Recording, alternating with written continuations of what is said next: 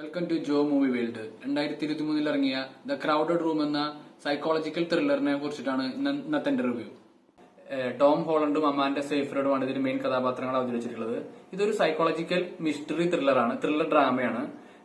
ഇത് അങ്ങനെ ഫാസ്റ്റ് ആയിട്ട് വന്ന അല്ലെങ്കിൽ എല്ലാ എപ്പിസോഡുകളും ത്രില്ലിംഗ് ആയിട്ട് വരുന്ന ഒരു രീതിയിലല്ല ഇതിന്റെ അവതരണവും മേക്കിംഗ് ഒക്കെ. വളരെ സ്ലോ ആയിട്ട് തുടങ്ങി നമ്മളങ്ങനെ ഹുക്ക് ചെയ്യുന്ന ഒരു തരത്തിലാണ് ഇതിന്റെ ഒരു നരേഷൻ കടന്നു പോകുന്നത്. 10 എപ്പിസോഡുകളാണ് ഇതിലുള്ളത്.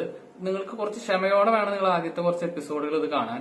ആദ്യത്തെ ഒരു 4-5 എപ്പിസോഡ് ആയാലാണ് നിങ്ങൾ ഇതിന്റെ കഥയിലേക്ക് കംപ്ലീറ്റ്ലി നിങ്ങൾ ഹുക്കാവുക.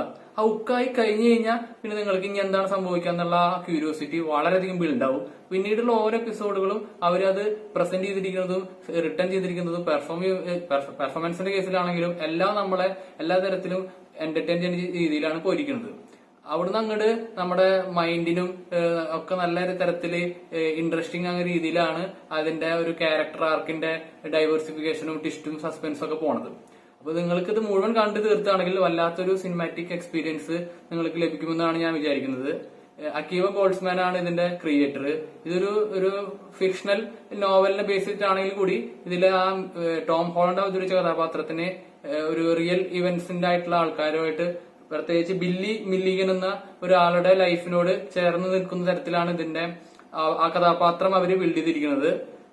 ഒരു സൈക്കോളജിക്കൽ ഒരു ബ്രെയിൻ എന്താ പറയാ ഒരു അങ്ങനത്തെ തരത്തിലുള്ള ഒരു TV മിനി സീരീസ് ആണിത്.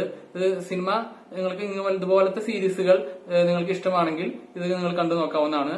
ഇത് ആമസോൺ പ്രൈമിൽ ലഭ്യമാണെന്നാണ് അറിയാൻ സാധിച്ചത്. ഇതുപോലത്തെ ഇൻട്രസ്റ്റിംഗ് ആയിട്ടുള്ള ഇംഗ്ലീഷ് TV സീരീസുകളാണെങ്കിലും ഇംഗ്ലീഷ് മൂവീസ് ആണെങ്കിലും ഇന്റർനാഷണലി പല ലാംഗ്വേജിലുള്ള എനിക്ക് ഇഷ്ടപ്പെട്ട ഞാൻ കണ്ട സിനിമകൾ, സീരീസുകൾ, മലയാളം, തമിഴ് എല്ലാം ഇത് ഞാൻ കണ്ടത്.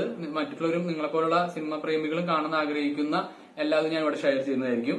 അപ്പൊ നിങ്ങൾ എന്റെ ചാനൽ സബ്സ്ക്രൈബ് ചെയ്യാൻ മറക്കണ്ട.